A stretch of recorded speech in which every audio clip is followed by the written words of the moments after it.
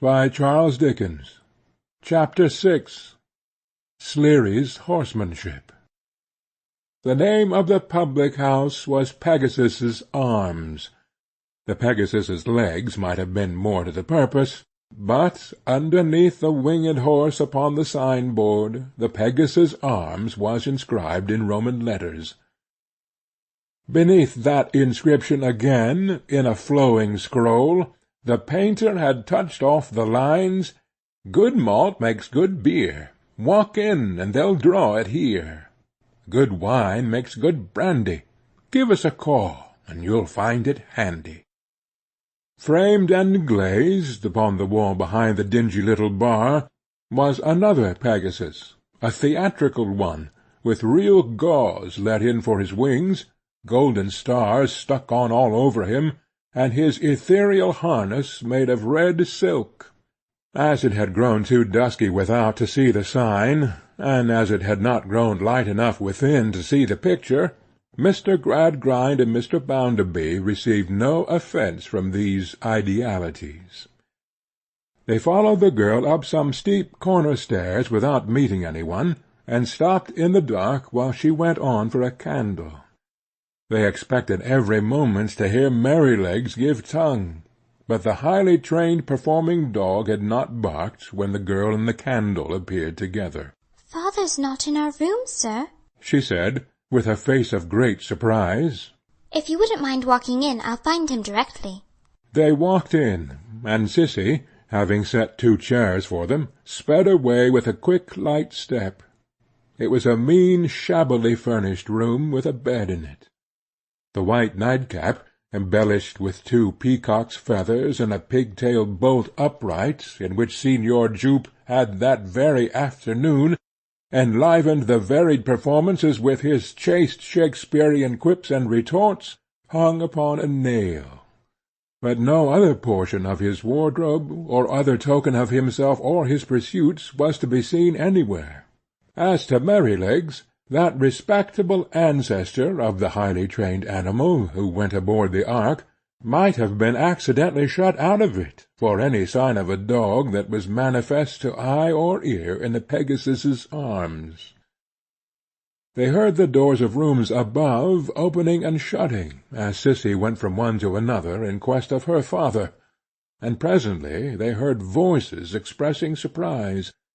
She came bounding down again in a great hurry, opened a battered and mangy old hair-trunk, found it empty, and looked round with her hands clasped, and her face full of terror. "Father must have gone down to the booth, sir.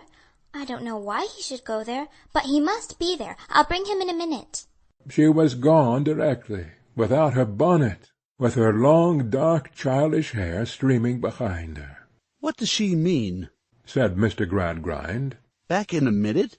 It's more than a mile off."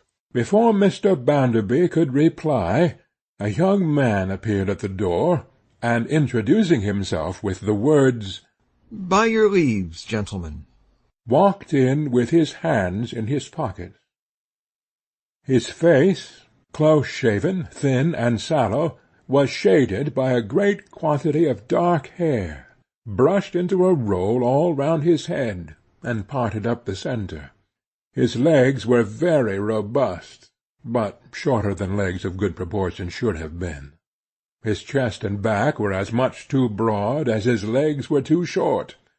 He was dressed in a Newmarket coat and tight-fitting trousers, wore a shawl round his neck, smelt of lamp-oil, straw, orange peel, horse's provender, and sawdust, and looked a most remarkable sort of centaur, compounded of the stable and the playhouse.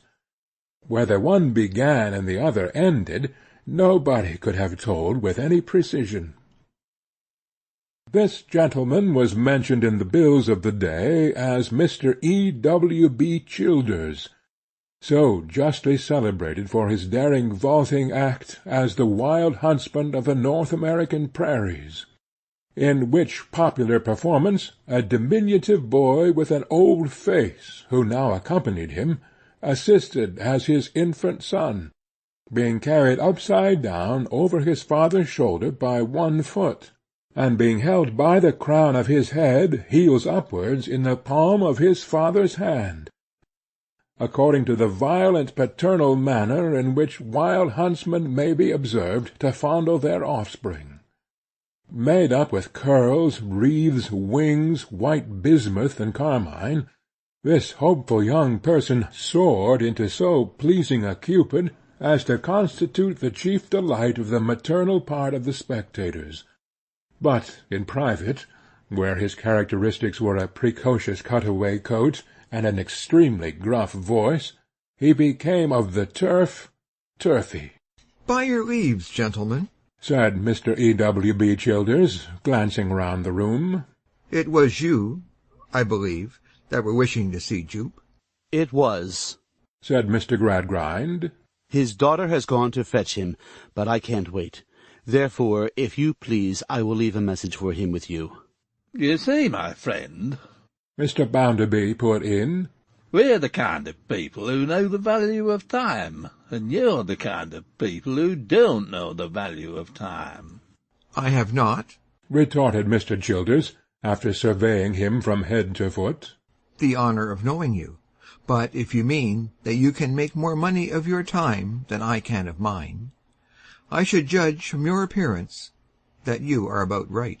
And when you have made it, you can keep it too, I should think, said Cupid.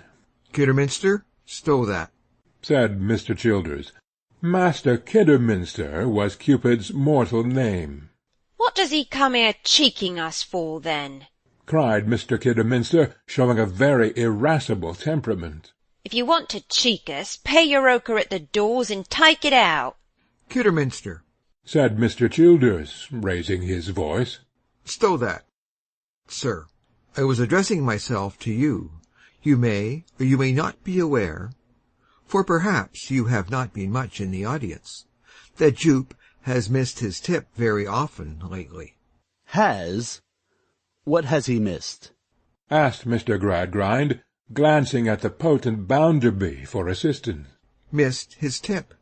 Offered at the garters 4 times last night, and never done 'em once, said Master Kidderminster. Missed his tip at the banners, too, and was loose in his ponging. Didn't do what he ought to do. Was short in his leaps, and bad in his tumbling. Mr. Childers interpreted.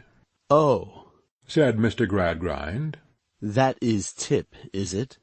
In a general way, that's missed his tip. Mr. E.W.B. Childers answered. 9 oils, Merrylegs, missing tips, garters, banners, and ponging, eh? Ha!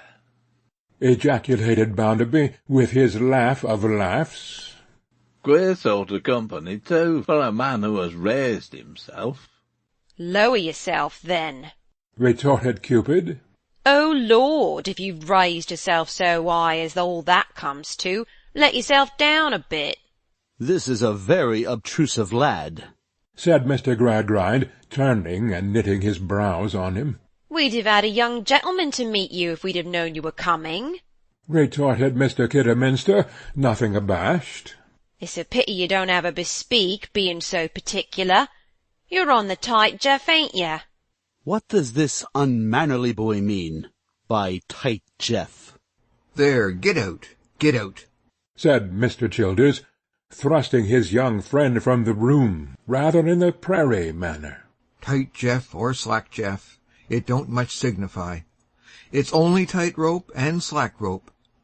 You were going to give me a message for Joop? Yes, it was. Then, continued Mr. Childers, quickly, my opinion is he will never receive it. Do you know much of him? I never saw the man in my life. I doubt if you ever will see him now. It's pretty plain to me he's off. Do you mean that he has deserted his daughter? Aye, I mean, said Mr. Childers, with a nod, that he has cut. He was goosed last night. He was goosed the night before last. He was goosed today. He has lately got in the way of being always goosed, and he can't stand it. Why has he been so very much goosed? asked Mr. Gradgrind, forcing the word out of himself with great solemnity and reluctance. His joints are turning stiff, and he is getting used up, said Childers. He has his points as a cackler still, but he can't get a living out of them. A cackler? Bounderby repeated. Here we go again. A speaker, if the gentleman likes it better, said Mr. E.W.B. Childers, superciliously throwing the interpretation over his shoulder, and accompanying it with a shake of his long hair, which all shook at once. Now, it's a remarkable fact, sir, that it cut that man deeper to know that his daughter knew of his being goosed, than to go through with it. Good, interrupted Mr. Bounderby. This is good, Gradgrind. A man so fond of his daughter that he runs away from her. This is devilish good. Now, I tell you what, young man, I haven't always occupied my present station of life. I know what these things are. You may be astonished to hear it, but my mother ran away from me. E.W.B. Childers replied pointedly that he was not at all astonished to hear it. Very well, said Bounderby. I was born in the ditch, and my mother ran away from me. Do I excuse her for it? No. Have I ever excused her for it? No. What do I call her for it? I call her probably the worst woman that ever lived in the world, except my drunken grandmother. There's no family pride about me, and there's no imaginative sentimental humbug about me. I call a spade, and I call the mother of Josiah Bounderby of Coketown, without any fear or favour, what I should call her if she'd been the mother of Dick Jones of Wapping.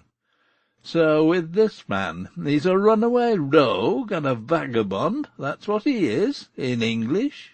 It's all the same to me what he is or what he is not, whether in English or whether in French, retorted Mr. E.W.B. Childers, facing about.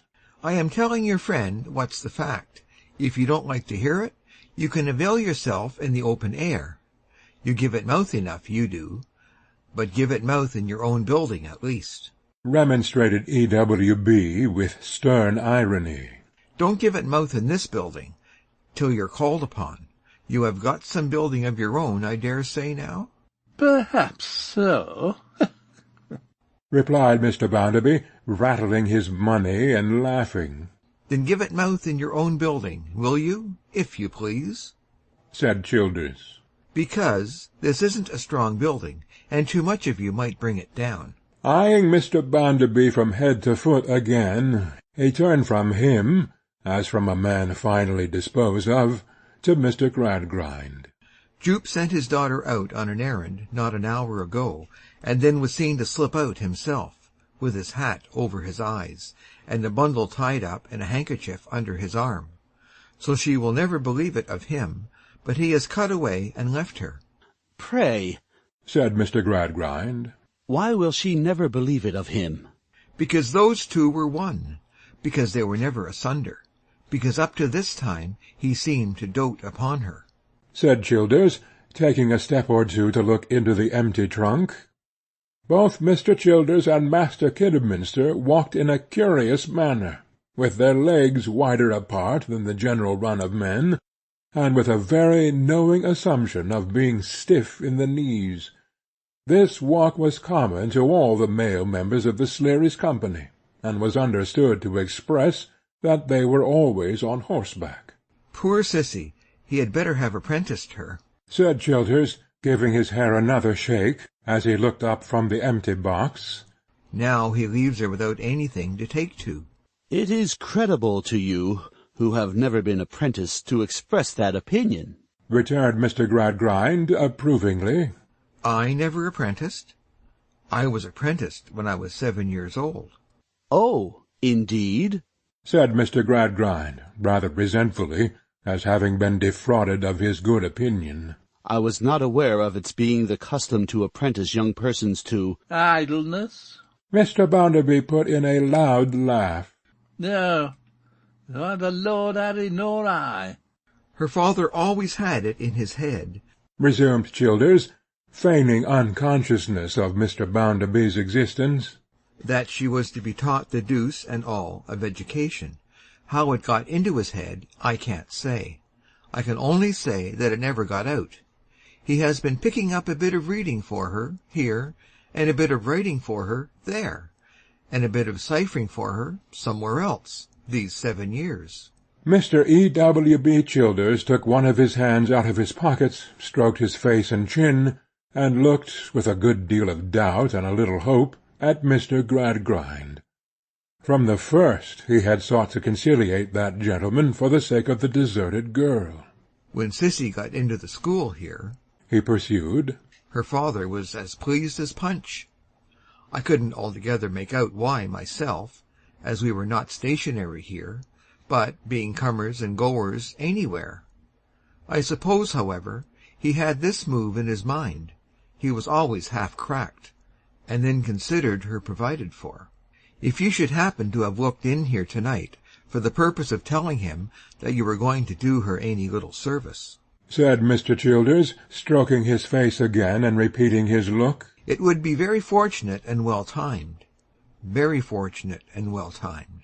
On the contrary, returned Mr. Gradgrind, I came to tell him that her connections made her not an object for the school, and that she must not attend any more. Still, if her father really has left her without any connivance on her part— Bounderby, let me have a word with you. Upon this, Mr. Childers politely betook himself, with his equestrian walk, to the landing outside the door, and there stood stroking his face and softly whistling. While thus engaged, he overheard such phrases in Mr. Bounderby's voice as, "No, I say no, I advise you not. I say by no means." While from Mr. Gradgrind he heard in his much lower tone the words, But even as an example to Louisa of what this pursuit has been the subject of a vulgar curiosity leads and ends in. Think of it, Bounderby, in that point of view. Meanwhile, the various members of Sleary's company gradually gathered together from the upper regions where they were quartered, and from standing about, talking in low voices to one another and to Mr. Childers, gradually insinuated themselves and him into the room. There were 2 or 3 handsome young women among them, with their 2 or 3 husbands, and their 2 or 3 mothers, and their 8 or 9 little children, who did the fairy business when required. The father of one of the families was in the habit of balancing the father of another of the families on the top of a great pole. The father of the third family often made a pyramid of both those fathers, with Master Kidderminster for the apex, and himself for the base. All the fathers could dance upon rolling casks, stand upon bottles, catch knives and balls, twirl hand-basins, ride upon anything, jump over everything, and stick at nothing. All the mothers could and did dance upon the slack wire and the tight-rope, and perform rapid acts on bare-backed steeds. None of them were at all particular in respect of showing their legs, and one of them, alone in a Greek chariot, drove 6 in hand into every town they came to. They all assumed to be mighty rakish and knowing. They were not very tidy in their private dresses, they were not at all orderly in their domestic arrangements, and the combined literature of the whole company would have produced but a poor letter on any subject. Yet there was a remarkable gentleness and childishness about these people, a special inaptitude for any kind of sharp practice, and an untiring readiness to help and pity one another, deserving often of as much respect, and always of as much generous construction, as the everyday virtues of any class of people in the world. Last of all appeared Mr. Sleary, a stout man, as already mentioned, with one fixed eye and one loose eye, a voice, if it can be called so, like the efforts of a broken old pair of bellows, a flabby surface, and a muddled head which was never sober and never drunk. "Squire," said Mr. Sleary, who was troubled with asthma, and whose breath came far too thick and heavy for the letter S. "Your servant. This is a bad piece of business, this is. You heard of my clown and his dog being supposed to have molested?" He addressed Mr. Gradgrind, who answered, "Yes." "Well, squire," he returned, taking off his hat, and rubbing the lining with his pocket-handkerchief, which he kept inside for the purpose, "is it your intention to do anything for the poor girl, squire?" "I shall have something to propose to her when she comes back," said Mr. Gradgrind.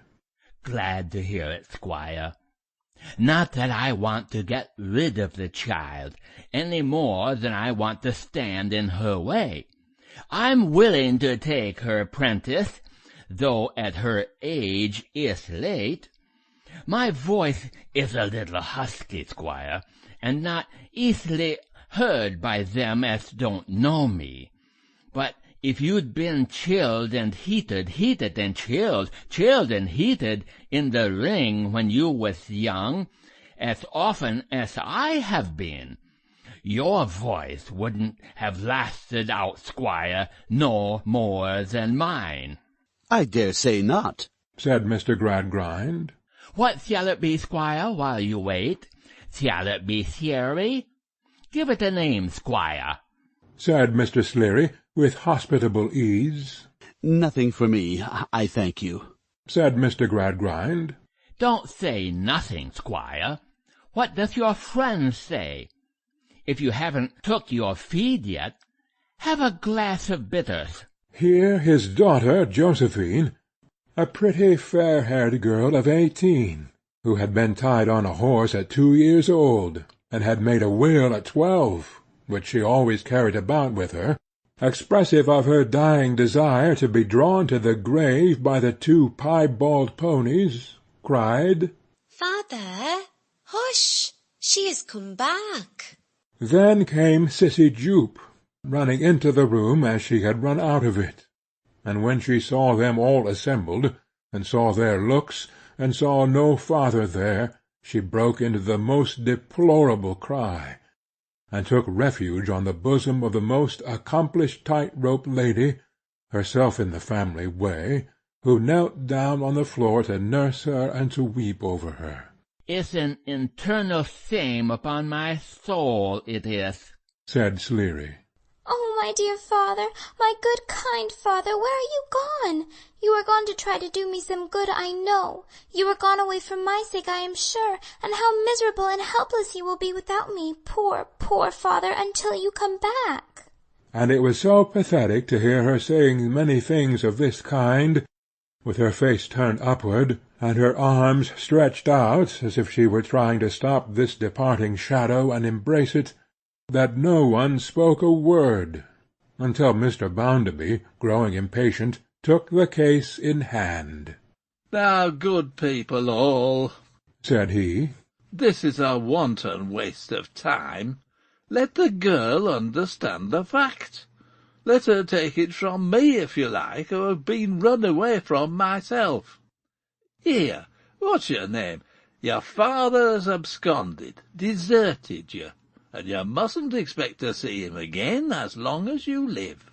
They cared so little for plain fact, these people, and were in that advanced state of degeneracy on the subject, that instead of being impressed by the speaker's strong common sense, they took it in extraordinary dudgeon.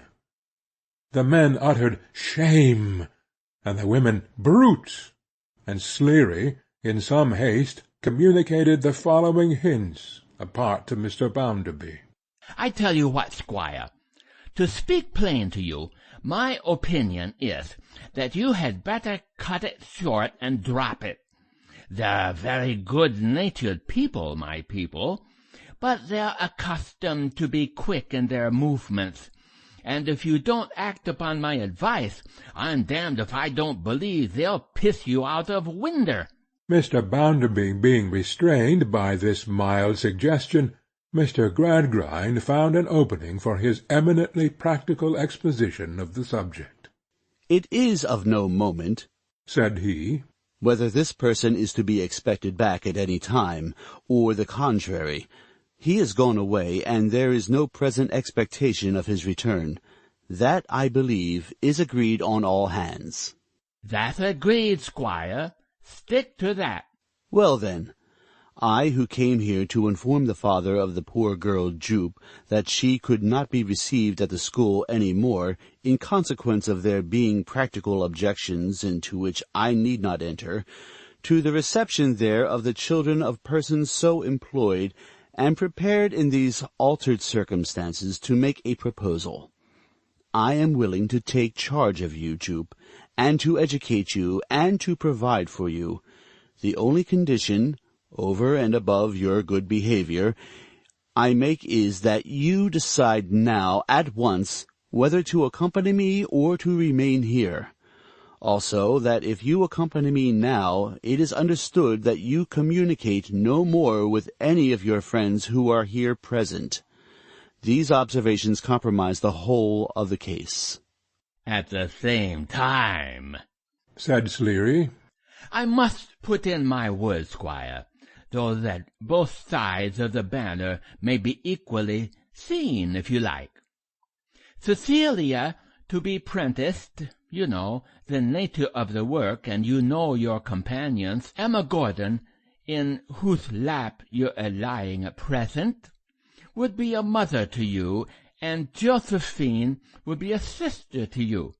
I don't pretend to be of the angel breed myself, and I don't say but what when you missed your tip you'd find me cut up rough, and swear an oath or two at you. But what I say, Squire, is that, good-tempered or bad-tempered, I never did a horse an injury yet, no more than swearing at him went, and that I don't expect it shall begin otherwise at my time of life with a rider. I never was much of a cackler, Squire, and I have said my say." The latter part of this speech was addressed to Mr. Gradgrind, who received it with a grave inclination of his head, and then remarked, "The only observation I will make to you, Joop, in the way of influencing your decision, is that it is highly desirable to have a sound practical education, and that even your father himself, from what I understand, appears on your behalf to have known and felt that much." The last words had a visible effect upon her. She stopped in her wild crying, a little detached herself from Emma Gordon, and turned her face full upon her patron. The whole company perceived the force of the change, and drew a long breath together that plainly said, "She will go." "Be sure you know your own mind, Joop," Mr. Gradgrind counselled her. "I say no more. Be sure you know your own mind." "When father comes back," cried the girl, bursting into tears again after a minute's silence. "how will he ever find me if I go away?" "You may be quite at ease," said Mr. Gradgrind, calmly. He worked out the whole matter like a sum. "You may be quite at ease, Joop, on that score, and in such a case your father, I apprehend, must find out Mr. "Sleary. That's my name, Squire. Not ashamed of it, known all over England, and always pays its way." "Must find out Mr. Sleary, who would then let him know where you went. I should have no power of keeping you against his wish, and he would have no difficulty at any time in finding Mr. Thomas Gradgrind of Coketown. I am well known." "Well known," assented Mr. Sleary, rolling his loose eye. "You're one of the sort, Squire, that keeps a precious sight of money out of the house, but never mind that at present." There was another silence, and then she exclaimed, sobbing with her hands before her face, "Oh, give me my clothes, and let me go away before I break my heart." The women sadly bestirred themselves to get the clothes together. It was soon done, for there were not many, and to pack them in a basket which had often travelled with them. Sissy sat all the time upon the ground, still sobbing and covering her eyes.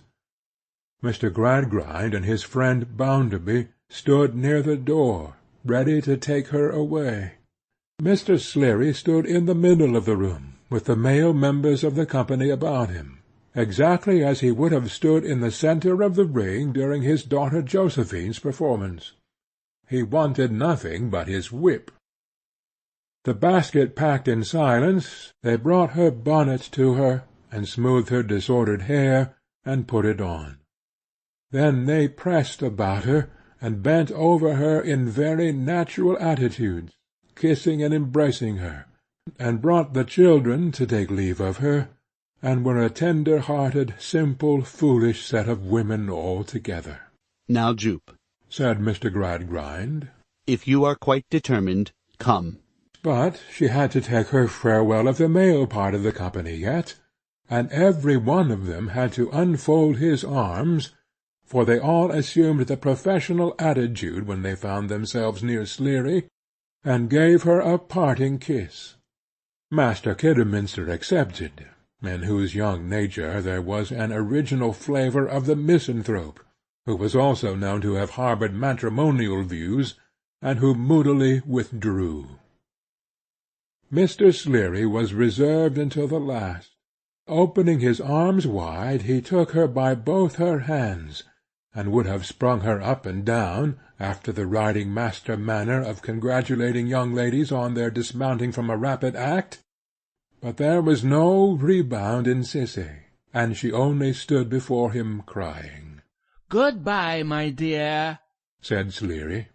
"You'll make your fortune, I hope, and none of our poor folks will ever trouble you, I'll pound it.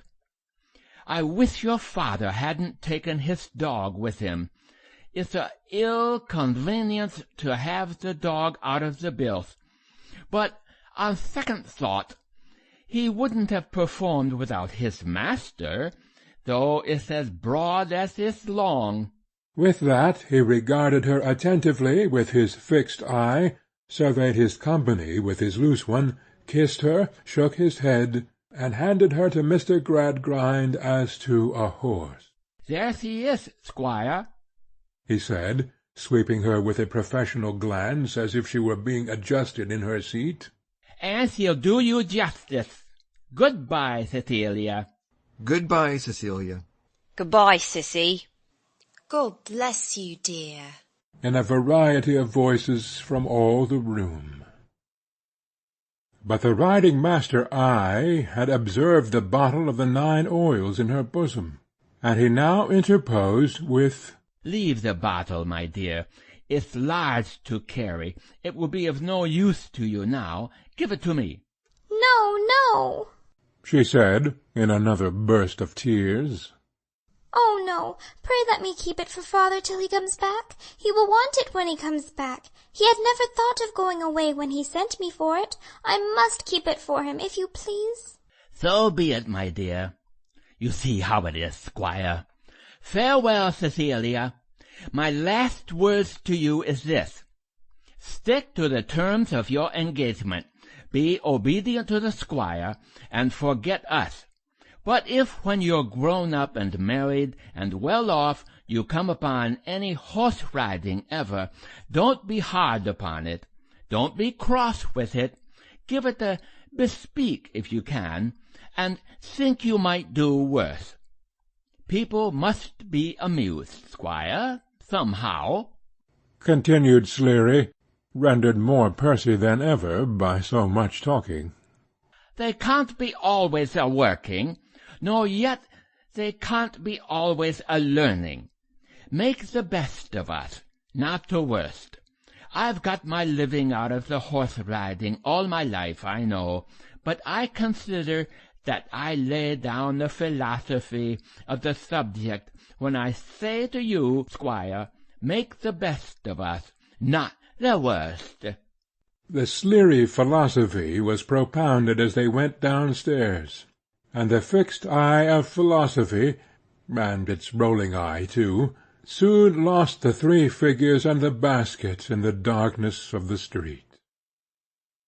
Chapter 7